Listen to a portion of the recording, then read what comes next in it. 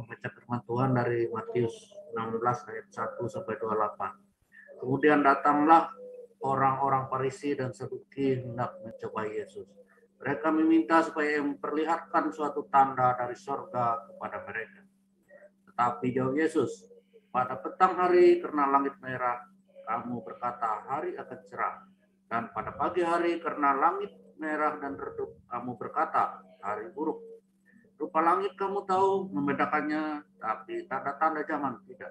Angkatan yang jahat dan tidak setia ini menuntut suatu tanda, tetapi kepada mereka tidak akan diberikan tanda selain tanda Nabi Yunus. Lalu Yesus meninggalkan mereka dan pergi. Pada waktu murid-murid Yesus menyeberang danau, mereka lupa membawa roti. Yesus berkata kepada mereka, berjaga-jagalah dan waspadalah terhadap ragi orang Farisi dan Saduki.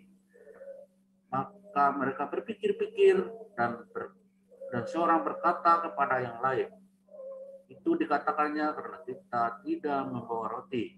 Dan ketika Yesus mengetahui apa yang mereka perbincangkan, ia berkata, mengapa kamu memperbincangkan soal tidak ada roti, hai orang-orang yang kurang percaya? Belum juga kamu mengerti, tidak kamu ingat lagi akan 5 roti untuk 5.000 orang itu, dan beberapa bakul roti kamu kumpulkan kemudian, ataupun akan 7 roti untuk 4.000 orang itu, dan beberapa bakul kamu kumpulkan kemudian. Bagaimana mungkin kamu tidak mengerti bahwa bukan roti yang kumaksudkan? Aku berkata kepadamu, waspadalah terhadap ragi orang Farisi dan Saduki. Ketika itu barulah mereka mengerti bahwa bukan maksudnya supaya mereka waspada terhadap ragi roti, melainkan terhadap ajaran orang Farisi dan Saduki. Setelah Yesus tiba di daerah Kaisarea Filipi, ia bertanya kepada murid-muridnya, kata orang, siapakah anak manusia itu? Jawab mereka, ada yang mengatakan Yohanes Pembaptis, ada juga yang mengatakan Elia, dan ada pula yang mengatakan Yeremia, atau salah seorang dari para nabi. Lalu Yesus bertanya kepada mereka, tetapi apa katamu? Siapakah aku ini? Maka jawab Simon Petrus, engkau adalah Mesias, anak Allah yang hidup. Kata Yesus kepadanya, berbahagialah engkau Simon bin Yunus, sebab bukan manusia yang menyatakan itu kepadamu, melainkan Bapa-Ku yang di surga. Dan aku pun berkata kepadamu, engkau adalah Petrus, dan di atas batu karang ini aku akan mendirikan jemaatku, dan alam maut tidak akan menguasainya.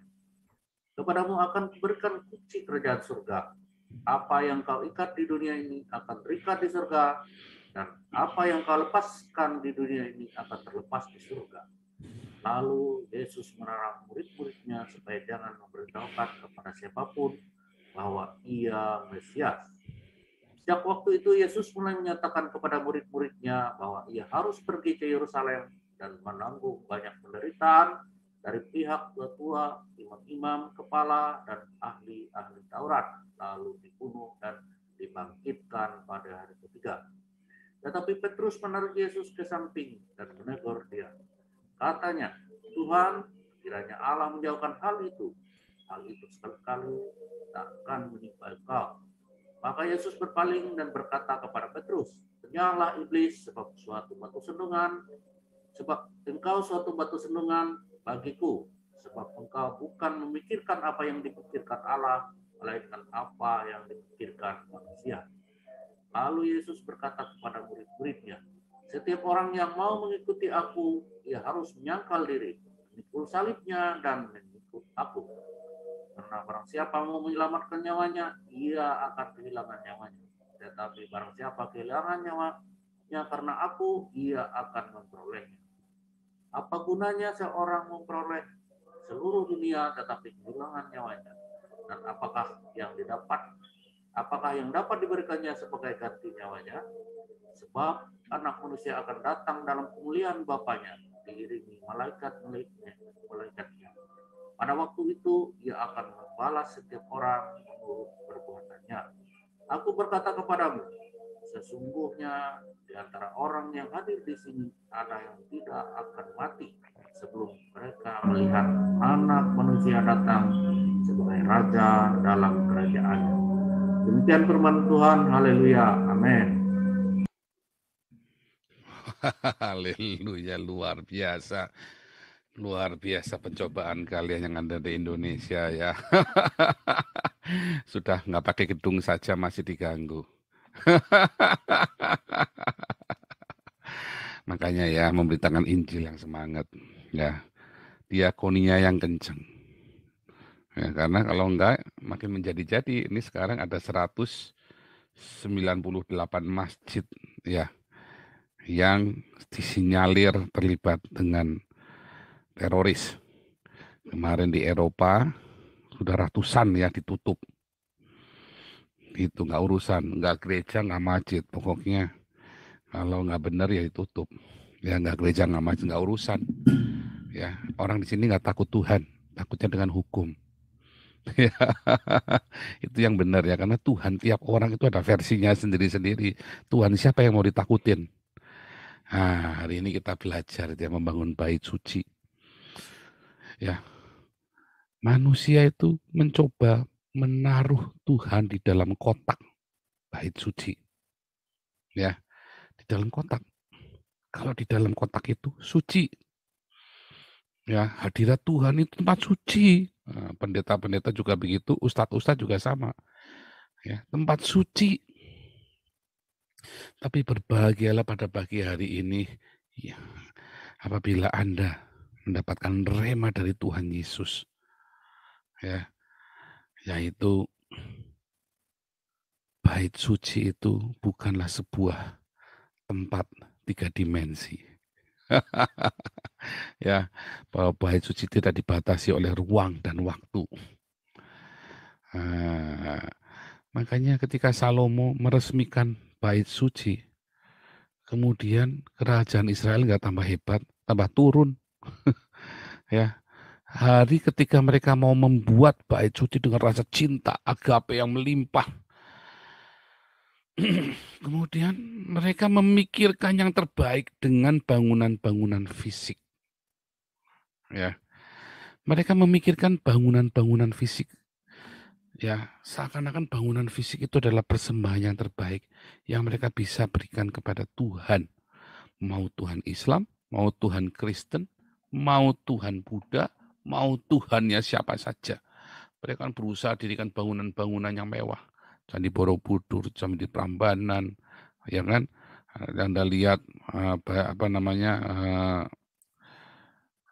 Gereja Santo Petrus, Masjidil Haram. Wah, pokoknya mereka coba bikin. Tetapi apakah kemudian ada Tuhan di situ? Apakah Tuhan yang memberi berkat? Enggak. Ketika bahkan orang Kristen ketika bikin Tuhannya taruh di dalam gereja, enggak tambah benar. Ketika Anda berpikir bahwa Tuhan ada di dalam gedung gereja, maka iman Anda sedang mengarah kepada hal yang salah. Ya, ketika Anda berpikir Tuhan ada di dalam gedung gereja, ya, dan itu yang diajarkan kepada kita melalui khotbah-khotbah, melalui film-film, ya kan? Kalau ada hero ini kan ini jagoannya udah mau kalah, kemudian dia masuk ke gereja di bawah kaki salib itu, dia melihat Yesus yang disalib, dia lihat air matanya Maria, kemudian si jagoannya ini kemudian bertobat di dalam gedung gereja. Hampir orang-orang yang saya injili dan bertobat bukan bertobat di dalam gedung gereja. Belum ada satu yang saya injili bertobat di dalam gedung gereja. Belum ada, belum. Saya nggak tahu dengan yang lain. Rata-rata mereka yang saya injili bertobat. Ya, rata-rata. Dari penginjil gini ngobrol-ngobrol. Di dunia nyata. Ya. Kalau Anda lihat pertobatan-pertobatan juga tidak terjadi di dalam bait suci. Pertobatan terjadi itu di luar. Kemudian manusia berpikir dibawa ke gedung gereja. Para petobat-petobat ini dibawa ke gedung yang namanya gereja. Nah, diawali dengan roh, akhirnya diakhiri dengan daging di dalam gedung yang namanya gereja. Saya tidak berkata gedung gereja salah, tapi saya berkata kalau Anda berpikir Tuhan ada di dalam gedung gereja, Anda sedang salah. Anda sedang salah. Sama dengan saya, dulu begitu. Sehingga saya sampai tak pengen itu ya gereja itu ya, supaya saya bisa berdoa malam-malam. Nah, kalau nggak pergi ke gereja rasanya sudah meninggalkan Tuhan. Perasaan bersalah secara psikologis membuat saya down. Dan saya berpikir Tuhan juga marah. Karena saya sudah lama tidak ke gedung gereja. Tetapi ketika saya memutuskan untuk kembali full time, 2008, saya full time lagi di gedung gereja. Saya pikir saya akan bertemu Tuhan. Bukan Tuhan yang saya temui, tapi iblis-iblis kecil. Anak-anak iblis yang saya temui di dalam gedung gereja. Ayo jujur. Anda nggak mau jujur sih, kalau saya mah jujur. Ya. Justru ketika saya melihat di luar, saya banyak melihat malaikat. Begitu saya masuk ke gedung yang namanya gereja, anak-anak iblis ada di sana. Bertaburan seperti bintang di langit.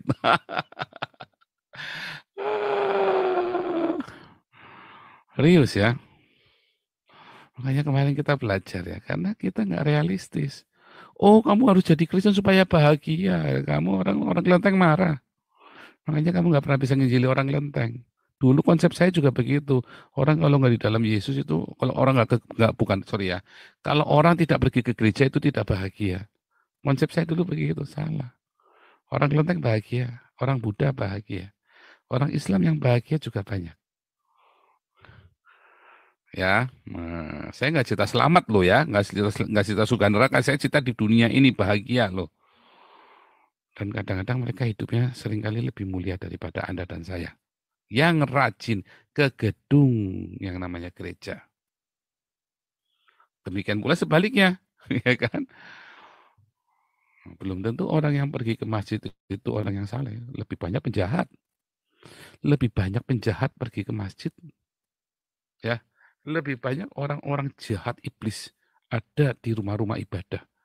Dan mereka menggerakkan orang-orang untuk beribadah di dalam gedung rumah ibadah. Itu kenyataannya, dan itulah yang dilakukan oleh iblis.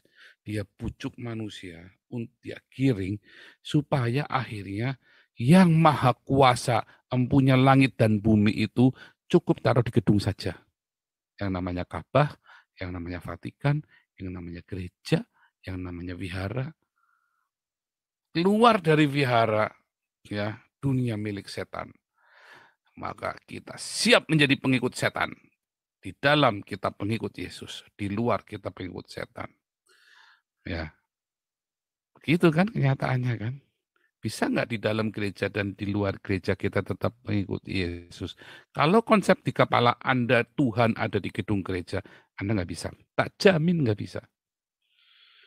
Saya sudah melihat sendiri dan saya juga sudah melakukannya. Di gereja saya nangis-nangis cinta Tuhan. Keluar dari gedung gereja. Ambiensnya ambience setan. Senggol bacok baru keluar dari pintu gereja. Samber sama mobil. Langsung samperin. Oke, kita pulang gereja nanti ya. Nanti ada jauh dari gereja. Jangan sampai Pak Penatua sama Pak Pendeta tahu. Begitu sudah jauh, belok, pepet, kejar, hajar. Kubrak, kubrak, kubrak. Olala BP, hajar. Ya, Tuhan berkata dalam Yesaya 66 ayat 1, langit adalah tahtaku, bumi adalah tumpuan kakiku. Bagaimana bisa kamu mau taruh aku dikandangin di dalam gedung berlapis emas? Nggak bisa. Ya, Langit itu tahtaku, bumi tumpuan kaku. Dimanapun kamu berada, kamu bisa ketemu Tuhan. Dimanapun berada, itulah holy ground Anda. Itulah tempat suci, tempat kudus Anda. Kalau Anda punya konsep seperti itu, dimanapun Anda berada, Anda akan jadi pengikut Kristus. Masalahnya konsep ini sudah ditanggalkan lama dari gereja. Jangan gitu, ini rumah Tuhan. Oh, saya pernah marah-marah, saya pernah hantam pendeta di dalam gedung gerejanya dia ya. Hajar di bawah mimbarnya dia, saya maki-maki. Karena saya sudah tahu konsep itu. Saya nggak urusan. Oh, ini rumah Tuhan, Pak Paul. Rumah Tuhan gundulmu peang. Kamu tiap minggu khotbah, tapi kamu tidak ada, kamu itu tadi ya. Waktu saya masih ini ya, belum dirubahkan tentunya. Saya sudah ketemu Tuhan Yesus, tapi proses, ya, mau proses itu dalam proses pertama saya, dia ketemu saya dalam proses awal saya. Nasib, nasib. Nah, kalau sekarang orang mau ngomong apa bodo amat ya. Kalau sekarang orang mau fitnah saya mau apa, biarin aja. Mungkin dia hanya kurang kasih sayang dari seorang wanita, ya kan? Biarin saja. Jadi kalau dulu saya gitu ya, di dalam gereja saya hantam ya. Saya takut dosa enggak, karena saya tahu persis itu bukan rumah Tuhan. Gereja itu bukan rumah Tuhan, tapi rumahnya Pak Pendeta dan para majelis dan aktivis gereja. Anda harus tahu dulu itu konsep itu. Salah nggak bikin gedung gereja? Nggak salah. Nggak salah. Cuman Anda kudu ngerti dengan benar bahwa Tuhan tidak berada cuma di gedung gereja. Dan belum tentu ada Tuhan di dalam gedung gereja. Tetapi dimanapun Anda berada hari ini, dimanapun kita berada, itulah holy ground kita, itulah tempat suci kita, itulah tempat kudus kita. Di mana Allah berada dan kita menghadirkan kerajaannya, mendirikan jemaatnya. Itu konsep itu hilang dari jemaat Tuhan.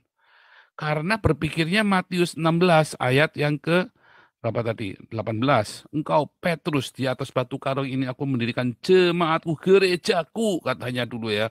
Termasuk Pak Timotius Arifin segala macam dulu saya ingat ya khotbahnya. Termasuk Abalov. Aku mendirikan gereja bukan persekutuan doa. Tahu nggak? Apa bedanya gereja dengan persekutuan doa? Di gereja ada komitmen.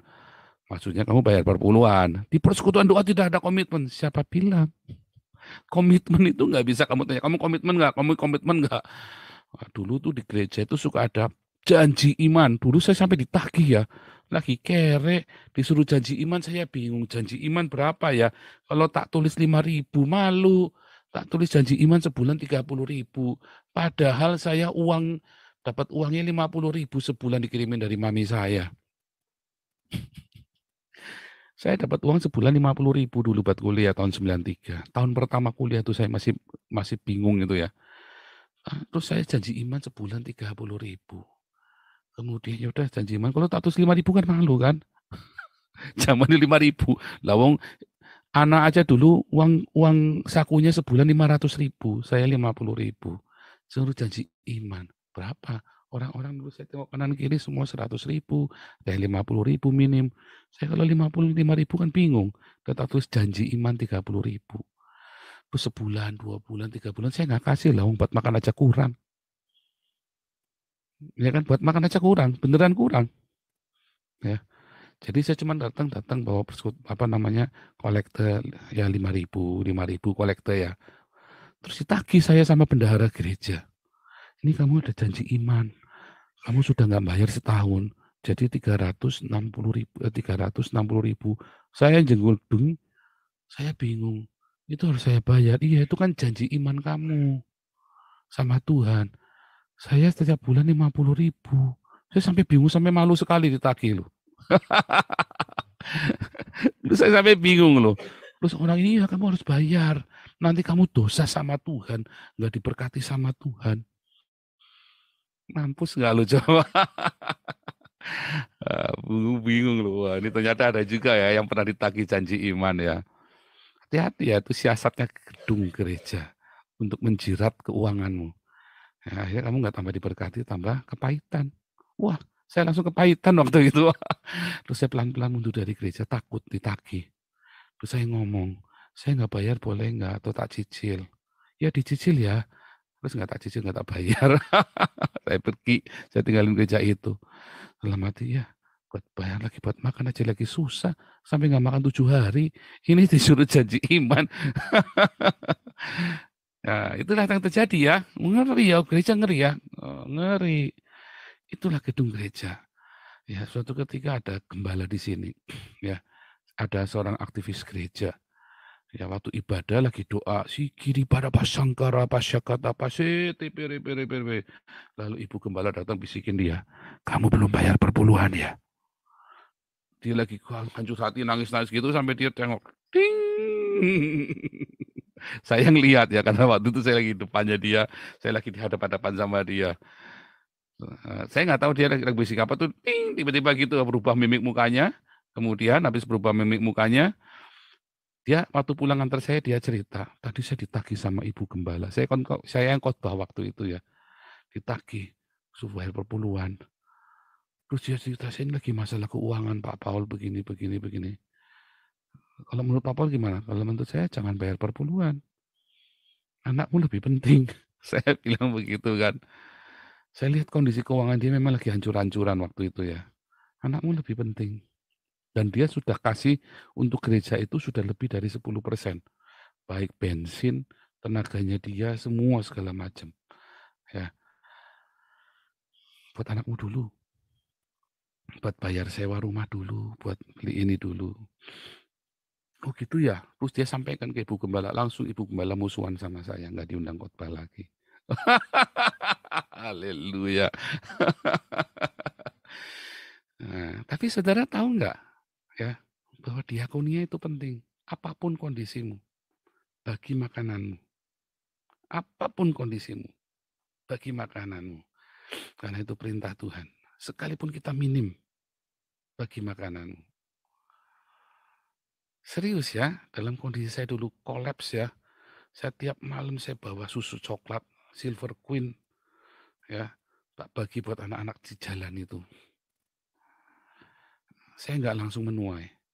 Setahun kemudian saya menuai. 2 tahun berikutnya saya tetap lakukan dan tambah menuai. Makanya saya prosesnya selalu cepat. Ya, di dalam saya dulu pun juga sama ya. Saya punya uang cuma 50.000 saja saya bisa berbagi sama teman saya. Saya dikasih ayam goreng setengah ekor. Dikasih ayam goreng setengah ekor, saya bingung.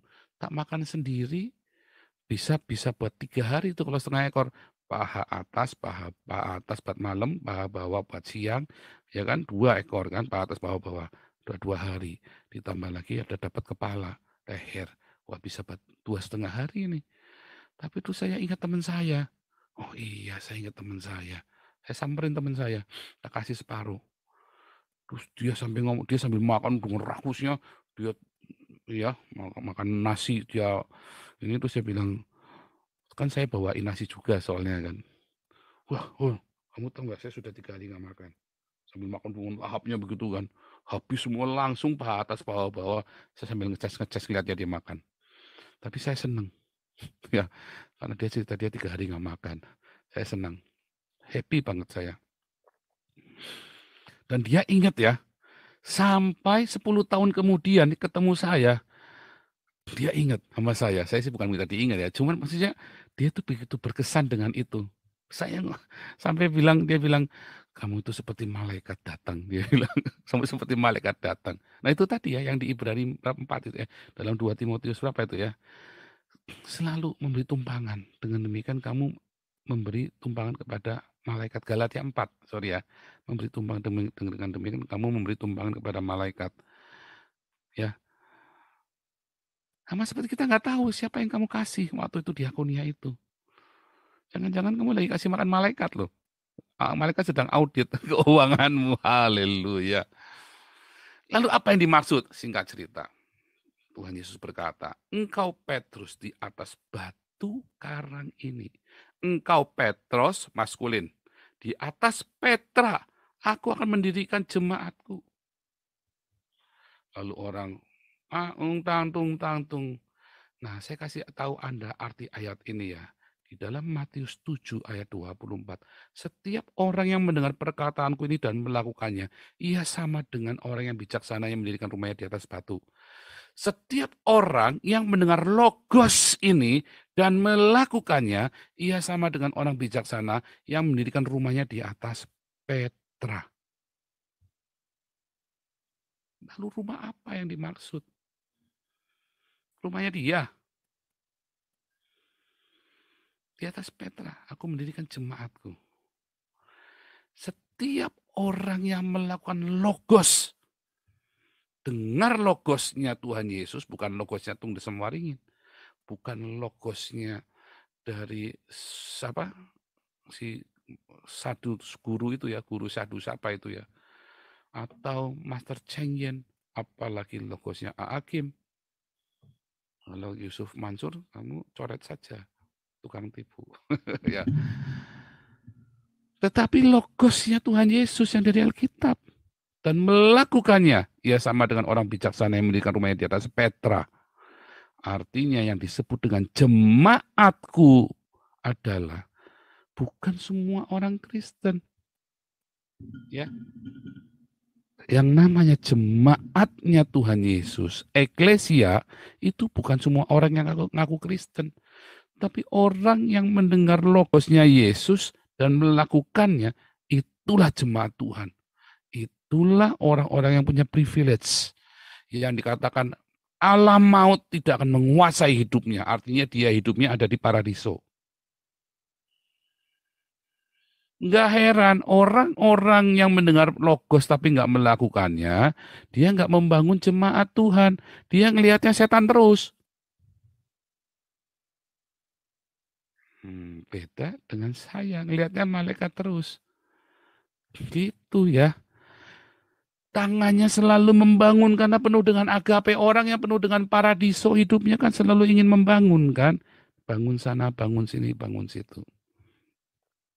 Saya mengalami hidup saya pahit. Inginnya menghancurkan. Ketemu orang yang tak remukin kepalanya. Ya, sampai hancur. Kalau bisa mati masuk neraka. Anak istrinya kalau bisa jadi gembel sekalian.